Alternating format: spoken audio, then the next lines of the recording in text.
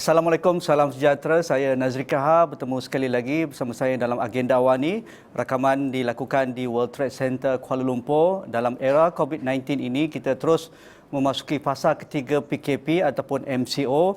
Tetapi mengikut kajian yang dilakukan oleh satu firma dalam talian mengatakan bahawa ramai di kalangan ibu bapa dan juga anak-anak yang berada di rumah pada ketika ini dalam isu pendidikan ataupun e-learning, e-pembelajaran, mereka merasakan ada masalah, terutamanya aspek akses talian iaitu internet dan juga peranti yang mereka rasa ada kekangan, terutamanya bagi mereka yang berada di luar bandar, kawasan pedalaman ataupun kelompok keluarga yang tinggal di rumah awam, PPRT, flat dan seumpamanya. Maklumlah kekangan kewangan, mereka sukar menyediakan sambungan internet yang baik, apatah lagi menyediakan gadget ataupun device kepada anak-anak mereka. Itu yang pertama. Yang kedua juga, mereka juga kurang berpuas hati cara kandungan itu disampaikan. Mereka rasa ada masalah bagaimana kandungan itu dikongsikan dengan para pelajar daripada guru-guru mereka.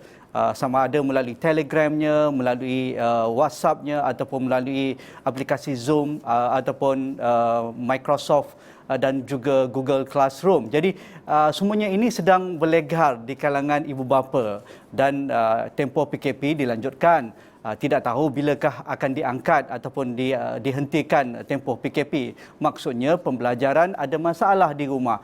Jadi kita nak tahu juga pengalaman rakan-rakan pendidik kita termasuk berada di negara-negara yang begitu maju dalam pendidikan seperti di negara-negara Skandinavia, di Finland, Sweden, Norway dan seumpamanya. Jadi walaupun mereka sedang bergelut juga dengan COVID-19, pasti ada beberapa perkara boleh kita pelajari dan juga kita adaptasi bagaimana norma baru pendidikan dalam era COVID-19 ini dan juga pasca COVID-19. Jadi di talian sekarang melalui Skype saya saudara Hasrizal Abdul Jamil, seorang guru dan juga seorang kataupun aktivis dalam bidang pendidikan di Oulu, Finland. Apa khabar Hasrizal?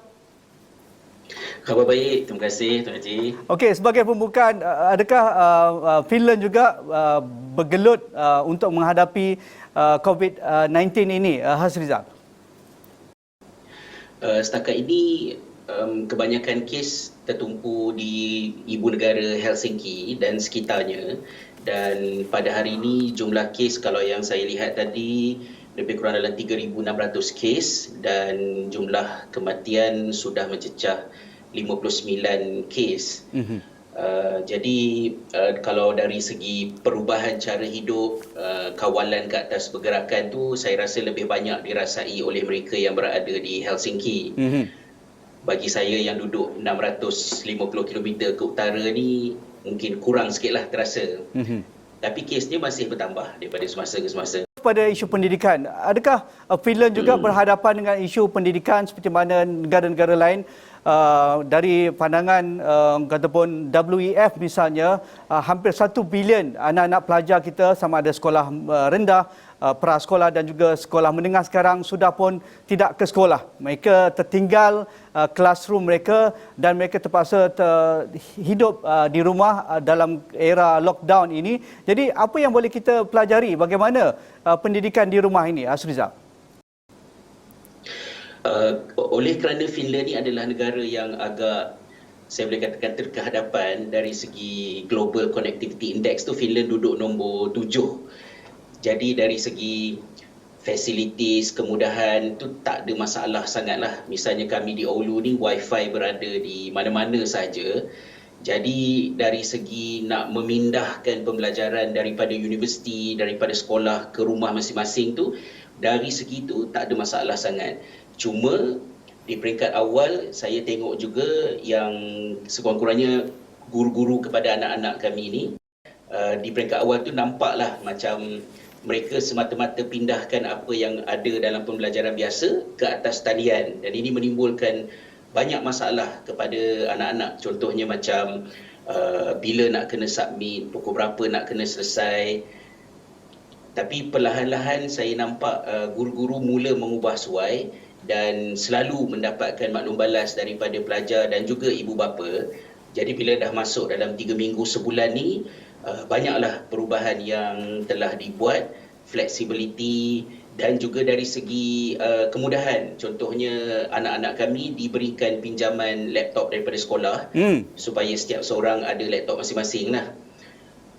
Jadi saya melihat perubahan yang terjadi ini dapat dimudahkan transisinya dalam konteks di Finland ni. Satu, kerana facilities yang sedia ada.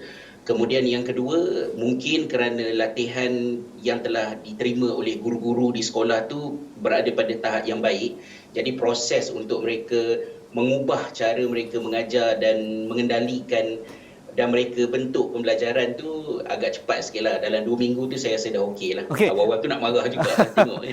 Asri, saya boleh jelaskan sedikit bagaimana yang dikatakan tentang guru-guru di Finland pada awal itu hanya memindahkan cara pembelajaran. Dahulunya sebelum COVID mereka berada di dalam kelas, sekarang ketika COVID mereka berada di rumah. Jadi seolah-olah pemindahan cara belajar semua berbeza dari dalam kelas hanya dengan di rumah saja. Tetapi sebenarnya tidak semudah itu ya. Kalau di Finland, yang negara yang maju dalam pendidikan, masih juga memikirkan yang lebih sesuai, ada orang kata pun flexibility bagaimana e-learning ataupun belajar dalam era digital ini tidak semudah apabila kita berada di rumah dan juga ketika berada di dalam kelas. Cuba jelaskan sikit tentang itu.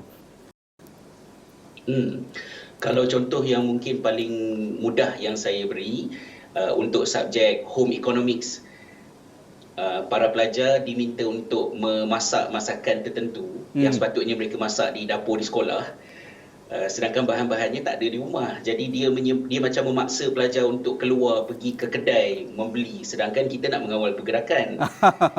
Jadi saya terpaksa melatih anak-anak untuk negotiate dengan cikgu di peringkat awal dahulu, dan kemudian barulah perubahan tu sedikit demi sedikit berlaku. Jadi sekarang ni mungkin apa yang banyak dikurangkan adalah dari segi keperluan untuk membuat kerja secara live di antara guru dengan pelajar. Jadual baru dikeluarkan, ada diletakkan had-had tertentu supaya pelajar-pelajar ni tak banyak sangat duduk dekat depan skrin, depan laptop ya. Dan cikgu akan menelefon dan berhubung dengan pelajar dari semasa ke semasa untuk mengetahui tentang soal emosi mereka, mental mereka, motivasi mereka, termasuk juga makan minum. Adakah ini memang dilakukan saban hari ataupun bagaimana? Oleh kerana Finland ni autonomi cikgu dengan sekolah tu tinggi, jadi saya tak boleh nak menggambarkan adakah semua tempat macam tu, tapi sekurang-kurangnya di City of Oulu tempat saya berada ni, perkara itu diselaraskan dan kerajaan tempatan memberikan garis panduan yang dikemaskini daripada semasa ke semasa lah apa yang terbaik untuk cikgu lakukan. Apa yang Hasrizal boleh bayangkan bagaimana keadaan guru dan juga para pelajar kita di Malaysia ketika ini? Dalam era pandemik COVID-19, e-learning menjadi sumber yang berada di barisan hadapan. Walaupun kita tahu banyak isu kekangan yang dihadapi para guru dan juga para pelajar dan termasuk ibu bapa. Apa yang boleh kita beri sedikit senario bagaimana Hasrizal sebagai seorang guru melihat isu pendidikan Malaysia begitu dekat, apa yang tidak kena ataupun apa yang perlu kita lakukan sekarang di Malaysia? Kalau di tanah air, kebimbangan utama saya yang pertamanya adalah dari segi akses kepada internet tu, macam yang Tuan Haji kemukakan di peringkat mukadimah tadi kan. Maka cikgu-cikgu perlu mempunyai kebolehan untuk memudahkan dan meringankan kandungan supaya apa yang memimpin pembelajaran tu adalah keperluan pedagogi dan bukannya teknologi. Itu yang pertama. Kemudian yang keduanya, dari segi dokumentasi, pemantauan daripada contohnya pihak Jemaah Nazir dan juga PPD ataupun pihak pengetua sendiri, saya ada jenguk sedikitlah perkeliling yang KPM keluarkan, dan alhamdulillah saya nampak KPM juga ada memberikan saranan dari segi flexibility kepada guru-guru untuk menentukan apakah yang lebih sesuai. Tapi yang kedua yang lebih saya khawatirkan adalah dari segi suasana selamat di rumah, tekanan tidak keluar, terutamanya di kalangan pelajar-pelajar yang ada keperluan khas. yang ada masalah pembelajaran seperti autism, disleksia, ADHD. Ini menambah cabaran yang lebih besar. Jadi saya amat berharap agar cikgu dengan ibu bapa serta pelajar sentiasa bagi feedback satu sama lain dan jangan mengamuk, marah melenting ke kalau ada benda yang tak kena, sebab semua orang tengah menyesuaikan diri. Apa pengalaman Finland tentang bagi pelajar istimewa ini yang boleh kita guna pakai? Sekurang-kurangnya kita berusaha untuk memberikan sedikit penyelesaian bagi guru-guru yang sedang bergelut untuk menyelesaikan tugasan mereka. Sekurang-kurangnya mereka mahu anak-anak istimewa ini terus mendapat layanan pendidikan. Hasrizal. Yes.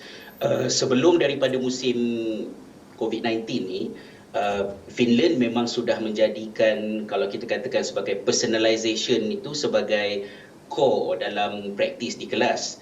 Jadi setiap cikgu memang peka dan maklum tentang cabaran keperluan pelajar, sama ada dari segi keperluan khas yang severe ataupun yang berkala sekali-sekala ni.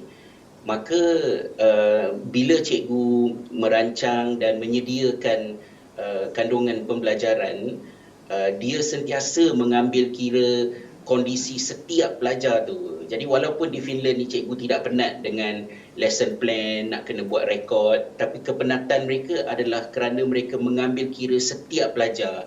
Itu satu kelebihan yang ada di sini yang saya harap sedikit sebanyak boleh terus dikembangkan dan kita menjauhkan diri daripada satu solusi sesuai untuk semua orang yang berbahaya dalam pendidikan. One fit for all tidak sesuai pada ketika krisis, ya. Bayangkanlah dari Perlis hinggalah ke negeri Sabah, demografi, psikografi dan juga keupayaan pendidikan kita benar-benar berbeza. Pandangan Hasrizal tentang itu?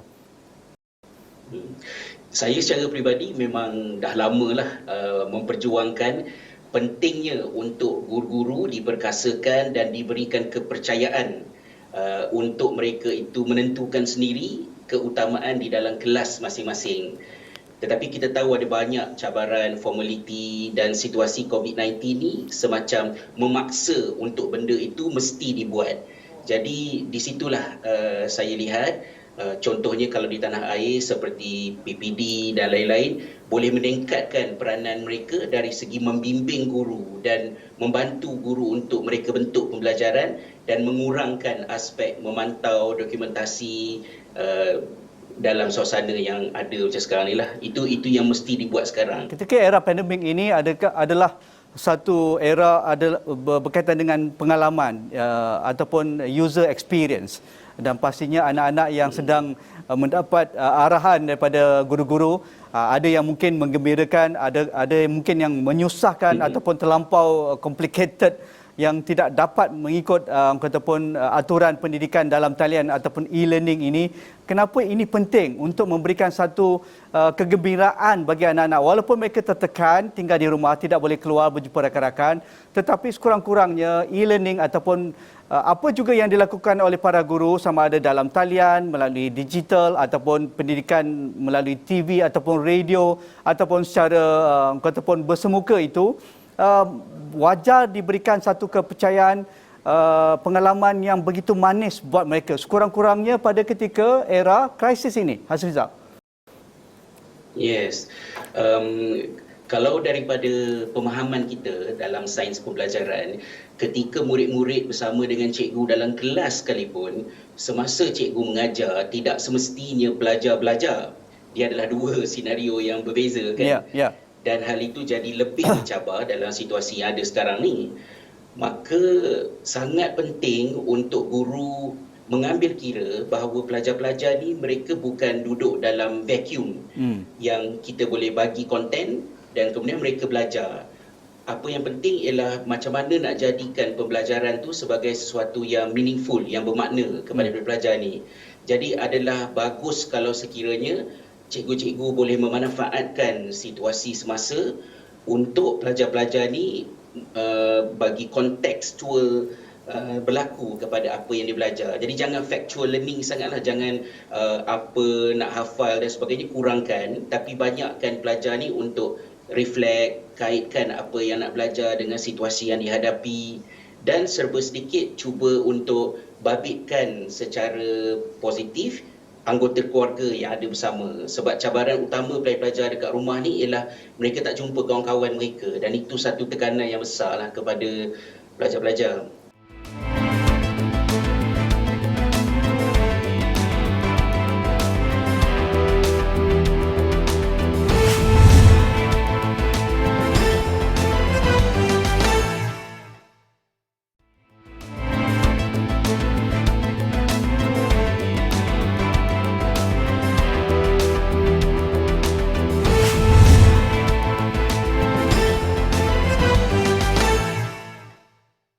Srizal, adakah krisis COVID ini menjadi satu kata pun batu loncatan ataupun game changer kepada norma baru pendidikan kita, dan mengapa kita perlu grab opportunity ataupun peluang ini untuk sektor pendidikan? Penyelidikan, persiapan, prasarana, keperluan berkaitan dengan pembelajaran berasaskan teknologi ini ataupun dengan sokongan teknologi ini dah banyak dalam 10 tahun, 20 tahun ni. Tetapi umumnya masyarakat masih lagi berbelah bagi pada nak memanfaatkannya. Jadi situasi seperti di zaman COVID-19 ini, dia macam memaksa kita untuk mendapat pengalaman secara hands-on bahawa ada yang boleh dibuat, ada yang ada masalah untuk dibuat pada skala yang besar. Jadi dalam dunia edtech dan penyelidikan sains pembelajaran, ini adalah masa untuk ramai penyelidik memantau kerana sampel jadi makin besar, dan kita nampak ini boleh dimanfaatkan untuk mengukuhkan pembelajaran pada masa akan datang. Tapi asasnya tetap sama, iaitu apa sekalipun yang berlaku, keutamaannya ialah dari segi keperluan pedagogi dan bukannya teknologi. Yang lebih simple, yang lebih senang, yang lebih bermakna, itu yang lebih utama dan menjadi, insya-Allah. Bagaimana kita tidak melakukan kesilapan lagi dalam bidang pendidikan? Kerana sektor pendidikan sampai tahun kita memperuntukkan KDNK kita antara yang terbesar pelaburannya. Tetapi kita tahu kita bergelut untuk mendapatkan hasil yang baik. Sebab itu kita sentiasa ada pelan pendidikan baru dan sentiasa kita merujuk bahawa kita ada masalah kepada sistem pendidikan. Walaupun ada kejayaan yang tidak boleh kita deny ataupun nafikan. Mengapa ini juga perlu kita lihat secara dekat supaya setiap sen ringgit yang kita laburkan dalam menghasilkan manusia bernama pelajar itu wajar diberikan perhatian selepas ini, terutamanya bagaimana kita bersiap siaga untuk menghadapi situasi yang mungkin benar-benar berbeza dalam semua sektor, apatah lagi dalam bidang pendidikan selepas COVID-19 ini. Hasriza. Saya ada berbual jugalah dengan anak-anak, macam kita kata reflection kami, dan saya beritahu kepada anak-anak, saya kata sekarang ni kita dah nampak bagaimana begitu banyak pekerjaan yang wujud di dalam masyarakat hakikatnya sudah boleh dilakukan oleh mesin. Jadi ini harus diambil sebagai satu pengalaman untuk kita semua faham bahawa adalah sangat merugikan kalau pembelajaran pendidikan pada masa ini masih terus memberi fokus kepada menyediakan pelajar ni untuk mereka ini buat kerja-kerja yang akan pupus pada satu hari nanti. Jadi apa yang lebih diperlukan adalah kebiasaan dan juga orang kata kemahiran yang tinggi di kalangan pelajar untuk menyesuaikan diri dengan perubahan kreativiti, kebolehan untuk kolaborasi, creative thinking, analytical thinking, penyelesaian masalah, negotiate dengan cikgu apabila arahan tak kena contohnya. Ya, menarik sekali. Jadi yes, dalam skala yang besar ni maknanya ini harus menjadi satu senario yang mengejutkan, membangkitkan sistem-sistem pendidikan yang masih lagi berorientasikan masyarakat industri yang membuat kerja-kerja mekanikal ni, bahawa yang perlu diperkasakan adalah kemahiran belajar dan suka, motivasi, mahu belajar di kalangan diri anak-anak, kerana itulah yang akan menggerakkan mereka menuju macam-macam lagi perubahan yang sedang dan akan berlaku pada masa akan datang. Jadi jangan factual knowledge, jangan berorientasikan peperiksaan, kerana itu semua sudah berlalu dari segi relevannya ia. Menarik sekali Hasrizal. Dalam era COVID ini, apa lagi tindakan kerajaan Finland dalam memberikan tambah nilai kepada anak-anak dalam era COVID-19 ini yang benar-benar juga mengejutkan Hasrizal bahawa mereka begitu fleksibel, mereka begitu kata pun ada inovasi dan kreativiti yang berpanjangan dalam sektor pendidikan yang wajar juga kita lihat. Satu yang kita maklum bahawa Finland ni menyediakan makan tengah hari percuma kepada semua pelajar sejak sekian lama lah. Okey. Jadi antara yang mengejutkan saya ialah dalam suasana yang ada sekarang ni, kerajaan mengambil keputusan untuk meneruskan pembekalan makanan tengah hari kepada pelajar-pelajar secara percuma. Jadi ada beberapa hari dalam seminggu, para pelajar akan mengambil pack yang disediakan oleh City Council untuk diberikan kepada pelajar. So itu satulah yang mengejutkan saya dan satu perkembangan yang bagus. Cumanya dari segi mengimbangkan, kalau kita fikir antara Malaysia dengan Finland, pendidikan kita boleh banyak belajar daripada Finland, tapi dari segi kesihatan saya secara peribadi berharap agar Finland dapat belajar daripada Malaysia, apa yang dibuat oleh KKM di tanah air kita. Dan akhir sekali Hasrizal, apa yang boleh diungkapkan bagi anak-anak, bagi ibu bapa dan juga para guru kita yang mungkin ada sedikit tekanan sekarang kerana mereka risau anak-anak mereka tertinggal silibus dan juga waktu pembelajaran seperti di dalam kelas tidak wujud lagi sekarang. Guru-guru mungkin kata pun plan pendidikan mereka mungkin tertangguh banyak, apatah lagi guru-guru penting dalam kelas-kelas peperiksaan. Apa pesanan Hasrizal? Mungkin pesanan untuk saya juga sebenarnya, dalam suasana yang ada sekarang ni sangat penting untuk kita menjaga kesihatan mental, kesihatan emosi, bertenang, sentiasa bertukar maklum balas di antara pelajar, guru dan juga ibu bapa, belajar pengalaman baru, belajar pendekatan baru dan berlapang dada atas kekurangan-kekurangan daripada mana-mana pihak. Guru juga adalah ibu bapa, sebahagian besar daripada mereka, maka kita saling perlu empati antara satu sama lain. InsyaAllah keadaan akan beransur-ansur menjadi lebih baik. Bila agaknya sekolah dibuka di Finland? Desas-desus setakat ini mengatakan berkemungkinan besar memang sekolah ditutup sehingga habis sesi persekolahan, maknanya cuti musim panas pada akhir bulan Mei ataupun awal bulan Jun nanti. Wow. Dan itu dah menggelisahkan anak-anak lah, lama lagi tak tu. boleh jumpa anak kawan-kawan kan. Ya, terima kasih saudara Hasrizal dengan pandangan yang diberikan, begitu menarik perkongsian dan juga penceritaan bagaimana Finland menghadapi COVID-19 ini dan apatah lagi dalam isu yang besar berkaitan dengan pendidikan dan pengalaman Finland, sebuah negara termaju dalam pendidikan, amat berharga buat kita ikuti dan juga boleh contohi dengan nilai negara kita Malaysia.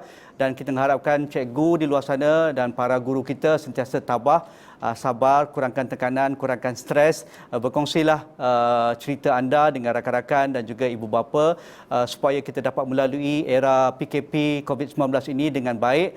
Dalam masa yang sama kita terus berterima kasih kepada cikgu walaupun berada di rumah, kerja mereka terus ada dan banyak sekali, tetapi kita akan membantu semana yang boleh dengan apa yang dititipkan oleh saudara Hasrizal sebentar tadi. Itu sahaja agenda Wani malam ini dari rakaman yang dilakukan di World Trade Center Kuala Lumpur. InsyaAllah kita jumpa lagi. Sekian. Assalamualaikum. Terima kasih.